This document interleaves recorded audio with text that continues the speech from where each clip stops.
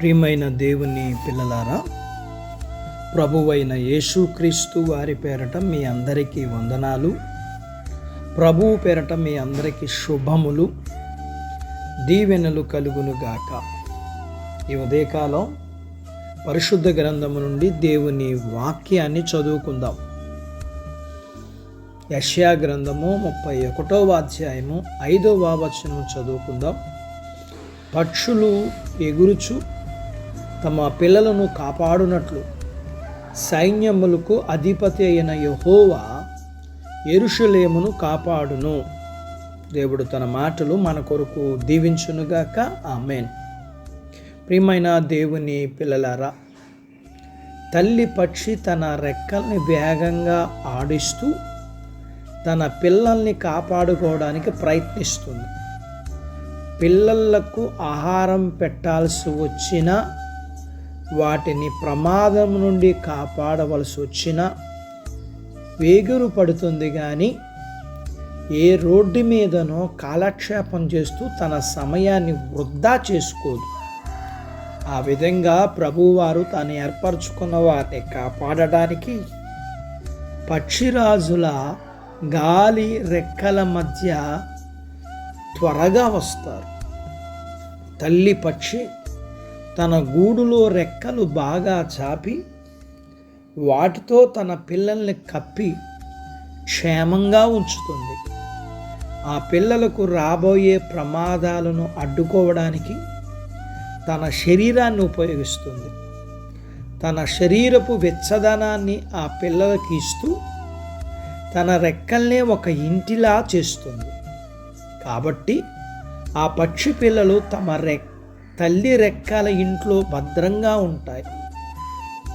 ఆ విధంగా స్వయంగా దేవుడైన యెహోవా తాను ఏర్పాటు చేసుకున్న వారిని భద్రపరుస్తారు.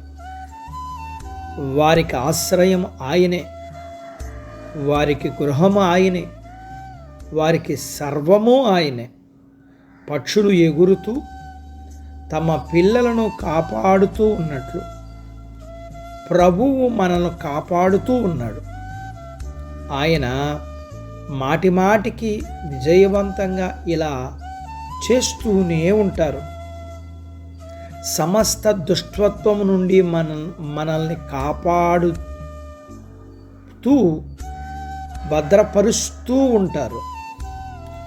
దేవుడు మనల్ని ప్రేమించి కాపాడి భద్రపరిచే విషయంలో తాను పక్షిలా ఉంటానని తనకు పోల్చుకున్నప్పటికీ పక్షుల్లా ఆయన బలహీనుడు మాత్రం కాదు.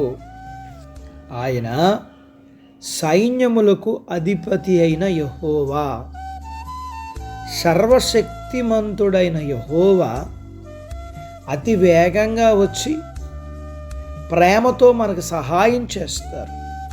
ఎంతో నిశ్చయంగా మనల్ని కాపాడుతారు.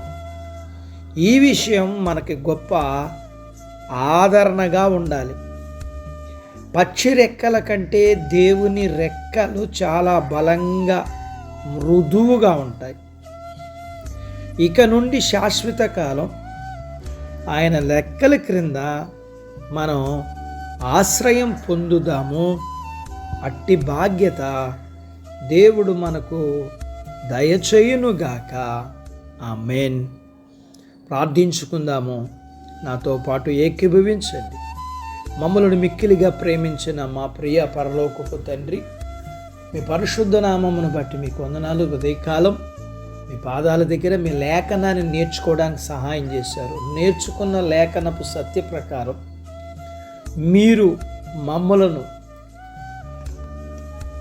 తల్లి పక్షి తన బిడ్డల్ని భద్రపరిచినట్లుగా మీరు అంతకంటే ఎక్కువైన భద్రత మీరు మాకు ఇచ్చే దేవుడుగా మేము నేర్చుకున్నాం.